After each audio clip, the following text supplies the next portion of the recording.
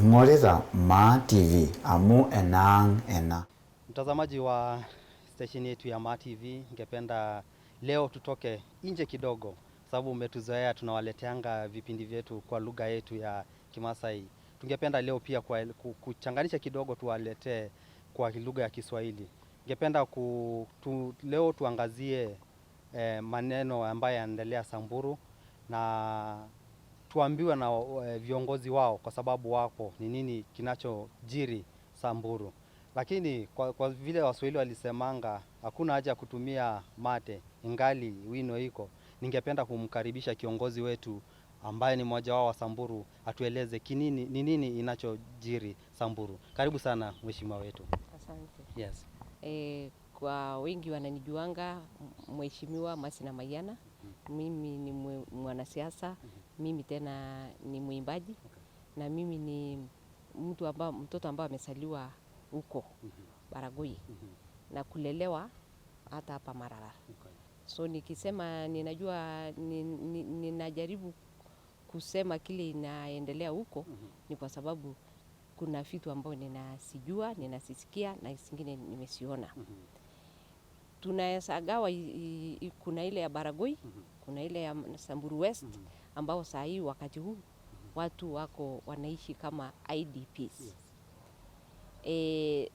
Kile imeleta hii mambo yote ni kile serikali imeita disarmament.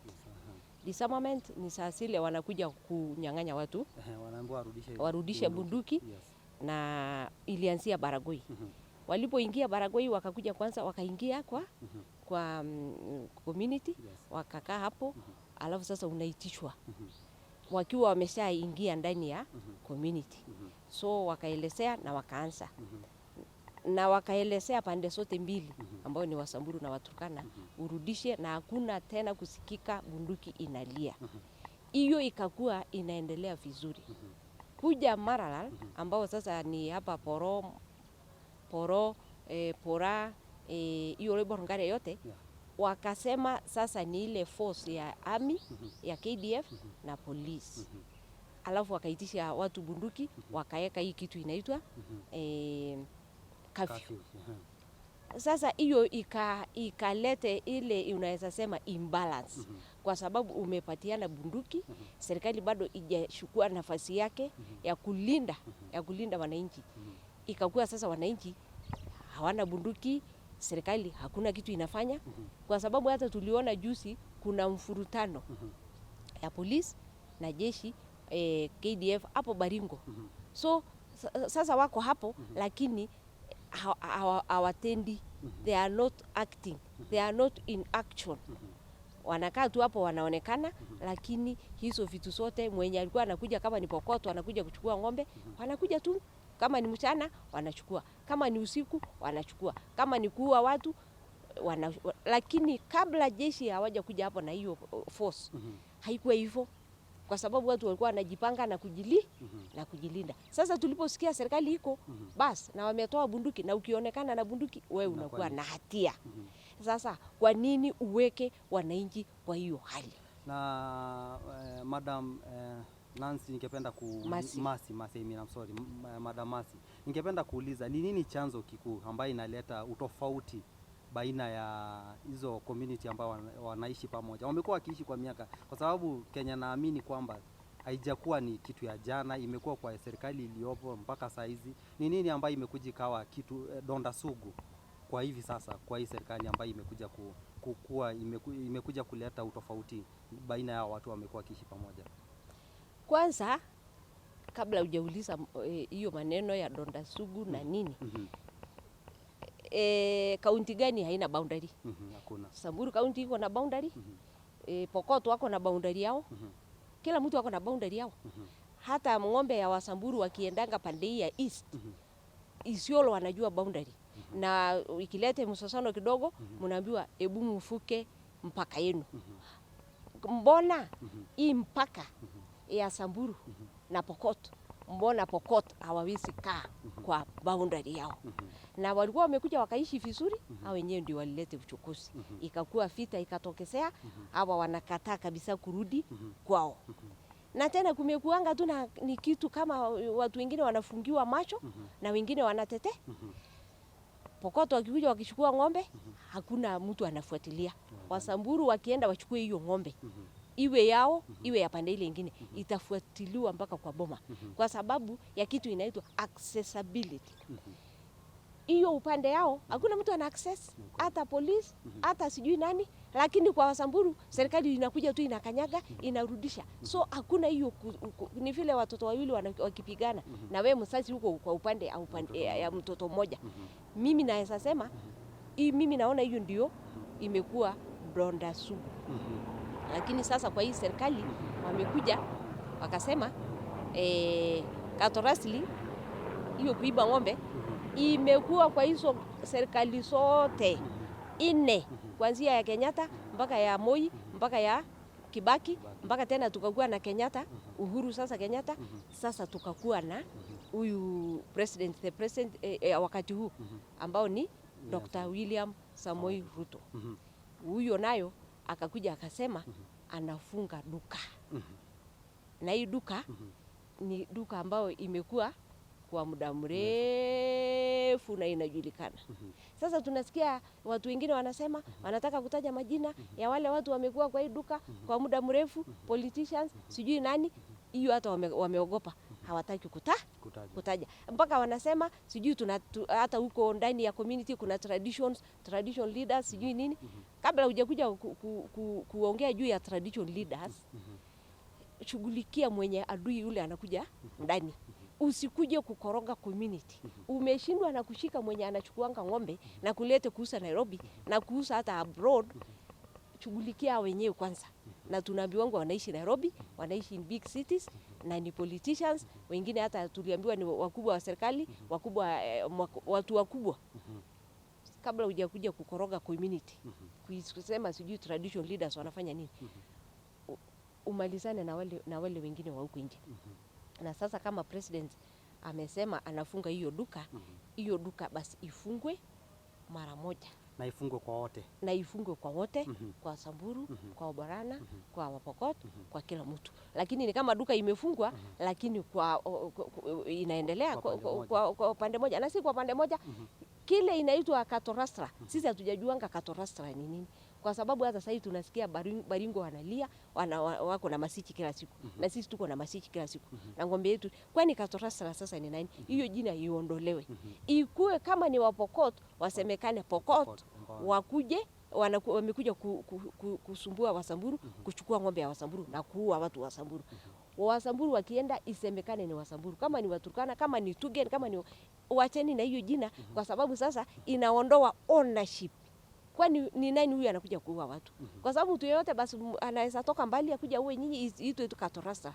Hiyo tena iondolewe kabisa. Kitu ingine. Watu wanasema hii kitu imekaa miaka yote kwa serikali 4 iliyopita. Sasa hii serikali imekuja inataka kuondoa. Bas irudi kwa hizo serikali zote, kwa sababu ile serikali inakuanga ndio inajibu maswali ya ile serikali ilikuwa mbeleni. Watu wangapi wamekufa Baragoi? Watu wangapi? Kwa sababu hatutafunga duka na hatuwezi hesabu hasara. Hatuwezi hesabu vile imetuumiza. Vile vile inasemekana kwa Kiingereza there is no justice without reparation. Huwezi kuniambia justice na amani. There is no justice and peace without reparation. Kama hatujarudi, kama tunataka amani na haki. Lakini wewe ulifunjika wapi? Tunakulipa. Saa hii mimi nataka kusema tunaanza kitabu au WhatsApp, tunaandika wale watu walikufa kuanzia wakati wa Kenyatta mpaka saa hii, na tena wale tujaribu kuhesabu ng'ombe ni ngapi, serikali ilipe watu hasara. Kama sio hiyo hakuna haja ya kuhubiri amani na haki. Hiyo haitawezekana kama hautalipa mahali watu waliumia. Na tena watu wa media waende huko, documentaries. Kila wakati tunasikia documentary sijui ya wapi, ya cattle rustling ifanywe. mpaka ijulikane nini ilikuwa inaendelea, kwa sababu ilikuwa inafanyika serikali ikiona na ikijua. Na serikali wanasema wanajua.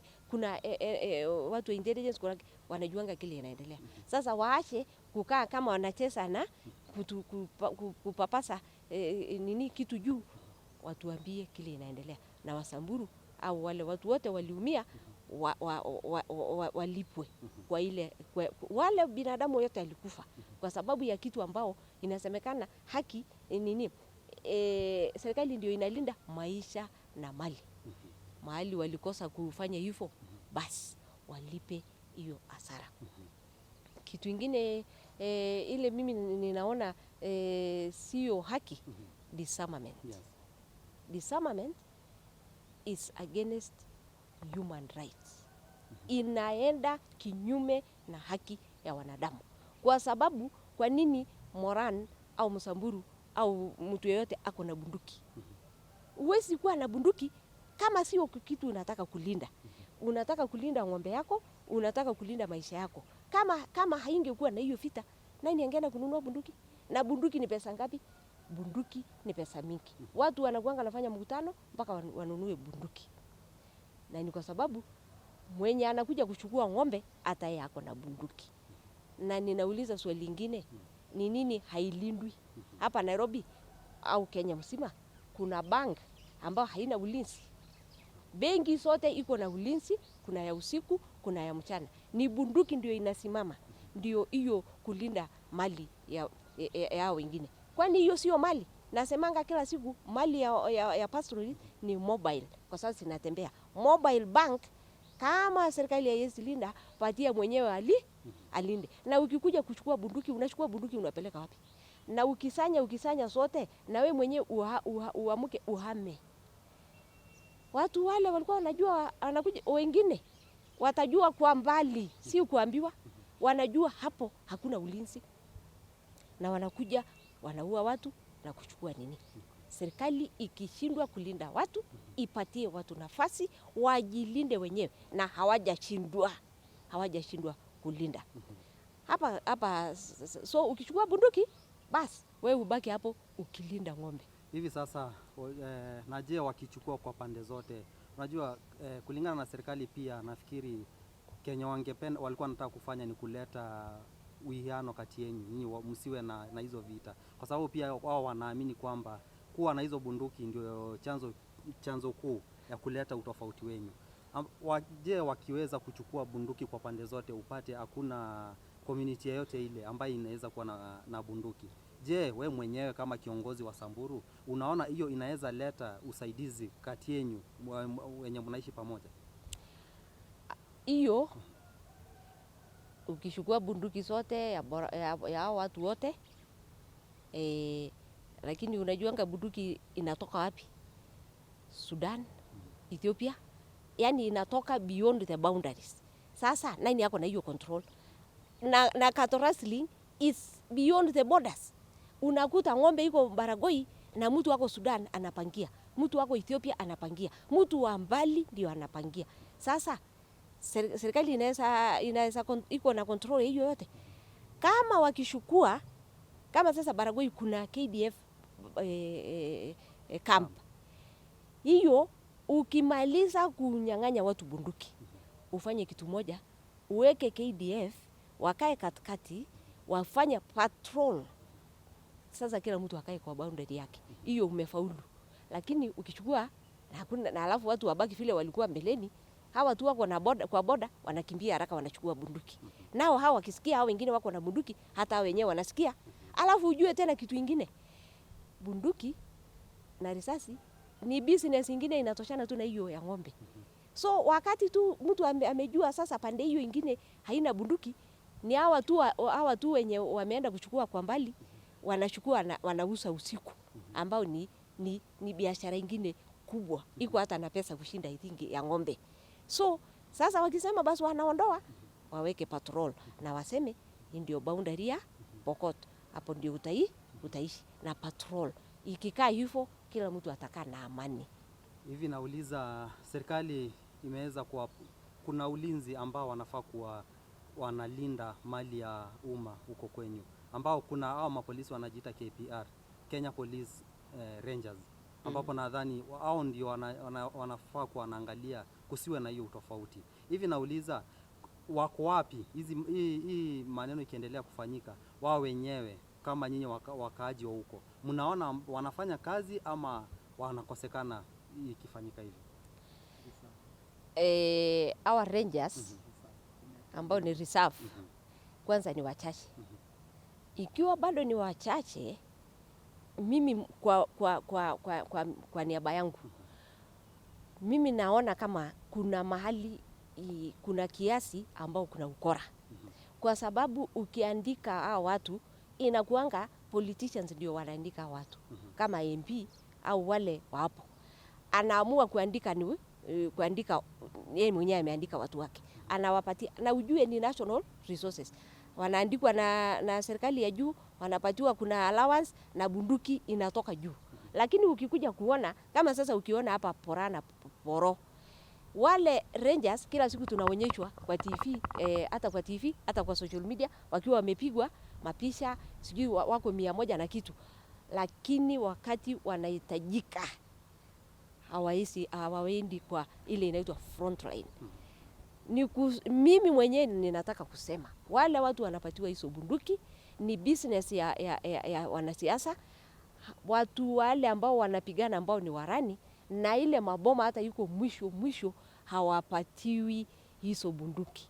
Kama serikali Profesa Kindiki anataka kuandika, ikuwe ni chief anaitwa kwa mkutano na village admin na community hapo, kama ni ward mnaitwa hapo mpaka na MCA, mnasema kwa wale wanachunga ng'ombe ni warani wagani wako front line. Na hata warani ni wengi na wengine hawatokelezei, kwa sababu sasa hiyo bunduki ingekuwa inatosha hata kabla hujaitisha ya armed forces, inatosha kulinda na kwenda kurudisha ng'ombe ambayo imeenda. Lakini saa zingine hata unahatarisha hiyo bunduki kwa sababu unapatia mlevi au unapatia mtu ambao hiyo hata haikuwa shughuli yake kulinda ng'ombe. So saa zile wanaitwa, na hata hiyo ni kitu mimi mwenyewe nimepiganga simu. Kwani Rangers wako wapi? Unaambiwa hata Rangers unakuta wako soko, wameshalewa. Saa zile ng'ombe inaenda, yani sio wote, wengine. Unakuta hata Ranger akikimbia, unakuta Rangers wawili ndio wamekimbia. Hawa 150. Kwani hiyo bunduki singekuwa inaonekana nafasi ya hiyo bunduki kabla hujaitisha ile kidogo community iko nayo kama bado, au kabla polisi haija. So hata hiyo watu wachunguze hiyo ukora, hatutaki. Itisha, ukitaka kuandika watu uitishe kwa mkutano ya community ya ward, na sisi wote tukuje. Na warani hata wanasema, warani wanajua the fighters, wale hata wanakuanga wanajua kupigana. Tuseme fulani na fulani, ikiwa hata warani ndio wanasema fulani na fulani ndio wanapatiwa bunduki. Ikiwa sasa ni politicians, siku ya shida ikitokea unakuta community wanaishwa hivyo. Alafu kila saa tunasema serikali haijafanya, wakati saa zingine serikali imefanya nafasi yake. Je, kulingana na wewe kama kiongozi mkuu kwa eneo hiyo, ningependa kuuliza kwa kikao ya wazee, kwa sababu nasikia kwa wengine wengi saa zingine wanasema hii community walete wazee wao na hii community walete wazee wao waweze kuongea, waone kama wanaweza kuja na ile amani kati yenu. Wewe mwenyewe unaona kama hiyo kikao inasaidia watu huko ama iko vipi? Kwangu kile nilianzia kusema, kwanza tukue na boundaries. Ikuwe ni Pokot, waende mpaka wapite boundary yao. Wasamburu waonyeshwe boundary yao ni hapa. Kuanzia hapo tuongee sasa, kuwe tunakutana uko mbali. Na kama mnataka amani, tukue na amani, ukue umekaa uwe umekaa kwako. Lakini hatuwezi kuwa mnakuja mpaka ndani ya Samburu County, mnataka tufanye amani ndio muendelee kuishi Samburu County, na hamuja kuwa na heshima, na hamuja heshimu watu na kukaa kukula nyasi kama ni nyasi na kukunywa maji. Mimi naweza sema mimi mwenyewe binafsi, hakuna kusema amani kama watu hawajaenda kwao. Wapokot waishi kwao na Wasamburu waishi kwao, tukue na amani. Siku ile Wasamburu wanataka kula nyasi ya Pokot, tuulize tunataka kuja kwa muda kidogo kwa sababu tuko na njaa, tukule nyasi, alafu tunapatiwa nafasi ya kukula nyasi kwa mwezi 2-3, alafu ikiisha tunarudi. Lakini hata hapa kwa Borana, Wasamburu wakienda wakule nyasi kwa ruhusa yao wengine, lakini mimi siwezi itikia amani ati ndio watu waendelee kuishi kwa wenyewe, alafu tunasema amani, alafu na umeingia kwa lazima. Sasa ile kitu iko, ukae kwenu, utuombe ruhusa na ukae mbali. Kula nyasi, urudi kwenu na heshima. Kunywa maji, urudi kwenu na heshima. Na kama ni msosano ya hapo kwa boda, na lazima nyasi kusa zingine kama Wasamburu na Baragoi Waturkana na nini. Kama Waturkana wanataka kula nyasi, basi hata kukue kuna kitu watu wanaandikiana. Na saa zile tunaona inaweza tupeleka mpaka kwa vita. Kama tunaona vita inakaribia, hata serikali ikue, polisi wanakuja, wanasimamia ng'ombe inakula nyasi, warudi kwao. Wasamburu wakule nyasi yao, warudi kwao. Lakini hiyo kusema amani na watu wengine wakuje kuishi kwenu, hiyo ni kugandamisha watu wengine, na ni kwa njia ingine mnataka tu kukaa mkichukua land ya watu wengine. Hata hiyo sasa ya hapa Poro, ni watu tu wanataka kuchukua kwa shamba ya wenyewe au land, kwa sababu sio shamba, land ya watu wengine na nguvu. So hiyo haitawezekana. Amani ihubiriwe mtu akiwa kwake.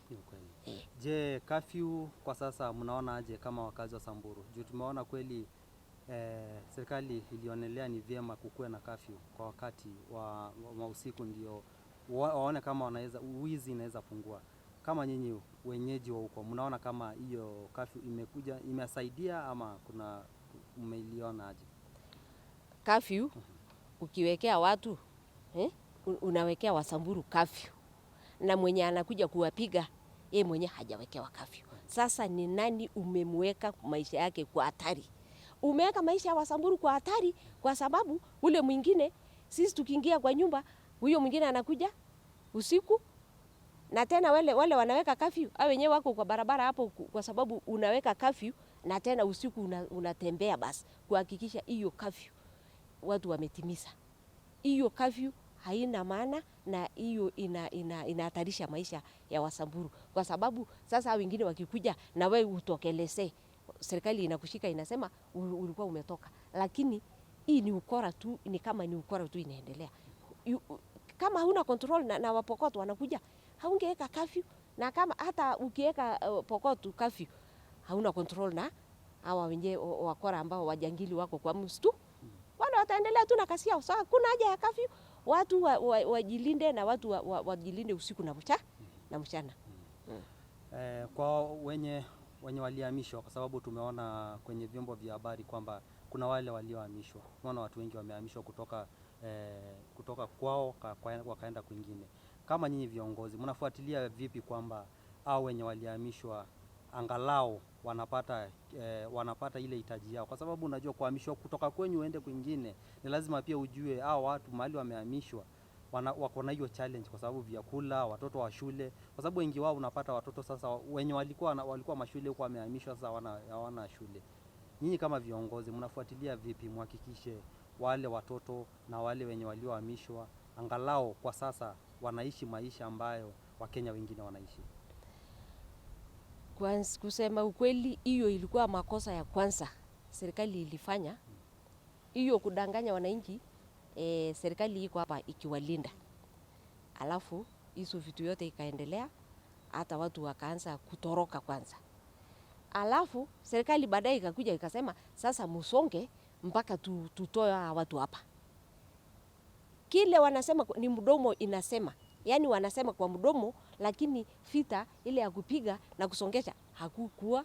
So wananchi wanasonga kupatia serikali nafasi ya kupigana na wako hawakupigana nao wakora. Sijui kama hawakupatiwa command basi ya kuact, lakini hakuna kitu inajulikana, wanakaanga tu hapo kwa sababu bado wanangojea sijui waambiwe nini kutoka Nairobi. Sasa kwa sababu ya hiyo wananchi wakasonga. Unaenda ulikuwa umetoka kwa shamba yao na ujue hao watu ni watu sio kama watu wa Baragoi wala watu wa Wamba. Hawa ni watu wako na mashamba sao, ng'ombe sao, kila kitu yao. Sasa wameenda kuishi kwa IDPs camp. Ulienda hapo, kwanza ng'ombe ilienda, mbuzi ilienda, unaenda hapo, hakuna nyumba imejengwa, hakuna mahali imetayarishwa ukuje uingie kwa tent, alafu hakuna chakula inakuja wala usaidizi, na hata bado wako kwa hatari because hawa wakora si wanaweza kuja tu kusiwisi, wanakuja hata wakiua watu. So serikali imeweka wananchi wa Loibor Nkare ya hiyo area yote ya Samburu West kwa hatari ya hali ya juu. Hakuna ulinzi kwa sababu basi kama ni IDP ingekuwa kuna polisi wanalinda, kuna chakula wanakula. Alafu isikae sana. Sio watu wawekwe hapo kwa muda mrefu. Sasa kama wanataka kusongesha adui irudi kwao, warudishe. Alafu kila mtu arudi kwa sababu sisi wakati huu ni economy iko mbaya kwa dunia mzima, kwa Kenya, hata kwa Wasamburu. Sasa ukikuja tena kulete watu wengine kudisplace watu, si umeongeza gharama ya maisha ya watu. Watoto hawaendi shule, watu wakikuwa wagonjwa na watu wengi wanastuka kwa sababu kuna watu walistuka. Unaamuka hauna ng'ombe, hauna mbuzi, tena sasa hauna boma. Si hiyo ni kustua. Ugonjwa, maugonjwa kama blood pressure ya ingine watu watapata na hiyo. Na tena watu wa human rights. Kenya human rights. Kuna ingine inaitwa kituo cha sheria. Wengine wanaitwa Amnesty International Amnesty, na inaitwa Haki Afrika. Mbona tunaonanga wakienda kila mahali? Tunataka kuwaona human rights wakiwa wamefika Kenya. Human rights wamefika Samburu County na wafike waone our IDPs ni mchezo gani inaendelea hapo. Serikali inafanya nini? Haki ukweli kabisa iko wapi? Hata sisi tunaongeza sauti kujaribu kusema kile inafanyika hapo haikuwa ifanyika kwa Katorasi yote. Ng'ombe ilikuwa inaenda boma moja, ingine inabaki. Hakuna siku tuliona watu wote wametoka kwa maboma sao wakienda kukaa mahali, na ni watu watajiri, watu ambao wanajiweza. Kuna kitu fishe. Na hata ukienda between mahali watu wamekaa IDPs na hapo chini serikali imekaa tu. Sasa na wanaona tu hao wakora wakichukua ng'ombe wanateremka. Hiyo ni inaweza fanyika dunia gani? Kwa dunia mzima hakuna kitu kama hiyo. Serikali iko hapo na mnaona na mnawaona, na hao ng'ombe inachukuliwa mchana na inapita karibu na wao ikienda. Hiyo inaweza fanyika wapi? Ni kama movie. Ni kama unaona movie mchana. Serikali inakaa hapo. Hata kama bado hawajapatiwa action, basi kama ni action, si hata wangesimama tu kurudisha hiyo ng'ombe peke yake. Lakini hawarudishi, ng'ombe inaenda tu, watu wanauawa tu, ng'ombe inaenda tu, watu wanauawa na wakiwa wamekaa hapo. Kama ingekuwa ni mimi leo, kwa sababu nimesikia kuna protest ilikuwa ifanyike. Sio hiyo protest. Serikali kwanza hiyo police au sijui hiyo force watoke hapo, warudi kama ilikuwa Nairobi, warudi Nairobi. Serikali iambie Wasamburu mnataka nini mujipiganie. Alafu kama ni bunduki wapati, kama ni nini, na ninakuambia wanaweza kujipigania. But ile kitu imesuia Wasamburu kupigana ni hiyo kambi ya jeshi imewekwa hapo, ya polisi, huwezi sema ya jeshi, ni polisi sijui imeshanganyika na nani. Hiyo ndio sisi tunataka itoke. Hata unaweza protest, lakini hakuna kitu utakuwa umebadilisha. Watoke. President William Ruto, Samoei Ruto, aambie hawa mtoke kwa sababu hamujaweza, na kama hakuwa amewapatia command awaambie muondoe wakora kwa Samburu County waende county yao. Alafu kama haezi toa hiyo command, President William Samoei Ruto awaambie Wasamburu muamuke mpiganie maisha yenu, kwa sababu hiyo ni haki. Hata Mungu haezi kubali ati wewe mwenyewe usimame hapo ng'ombe ichukuliwe na wewe uwawe. Wewe mwenyewe unaweza amuka na ufanye hivyo. So kama serikali haiwezi, iambie Wasamburu sisi tumeshindwa, muamuke mjipiganie. Na Wasamburu hakuna siku walishindwa. Ni vile saa zingine unaona kama serikali inawafinyilia, wakae tu watu wengine wakuje wachukue mali yao. Hivyo ndio mimi naweza sema. Maneno yako ya mwisho kwa serikali, ombi lako? Ombi langu kwa president, kwa Rais Dr. Samoei Ruto, tunashukuru kwa sababu ulikuwa umesema unataka wizi wa ng'ombe uishe. Sasa sisi hatujui kama umetoa amri, alafu kuna wale watu hafuatilii amri, au bado tuko kwa hiyo harakati ya kutaka kumaliza. Kwa siku ya leo mimi nakuomba hiyo kazi kama inafanyika, ifanyike iishe. Kama polisi na hiyo force ingine wameshindwa kumaliza, upatie wenyewe pastoralist kuambia uko na uwezo ya kulinda mbuzi yako, uko na uwezo ya kulinda ng'ombe yako, unataka nini nikusaidie? Alafu mnasaidia, na hiyo kazi ni kazi inaisha asubuhi. Hata Pokot wakijua Wasamburu wamejihami ya kutosha na wako tayari kulinda mali yao na maisha yao, Pokot watakaa boundary yao. Lakini wakijua ukienda utapata hauna chochote, hauna bunduki, wanakuja wanachukua. Na hata Baragoi ni hivyo tu. Ile kitu kingine nilikuwa nataka huko Baragoi, serikali ile iko huko isikue wanachukua bunduki alafu wanahama. Hiyo bado ni kwa rais. Wakimaliza kuchukua bunduki, itafutwe vile kutakuwa na watu watakaa kwa patrol kulinda boundaries, na kila mtu akae beyond his own border. Hivyo ndio mimi naweza sema. Asante sana Mheshimiwa Mercy Namayana. Tumeshukuru kwa wakati wako, na nafikiri kwamba hii imefikia pia viongozi wa ngazi ya juu, kwa sababu tunajua kuna wenye ngazi ya juu serikalini, na tungependa pia wamesikia kilio ya watu wa Samburu na wananchi wote. Vile sisi tunasemanga kama MATV, amani ndio kitu ya maana zaidi. Tuzidi kuwa na amani. Jina langu ni Lawrence Toire Olerisa. Ing'orita MATV amu enang ena.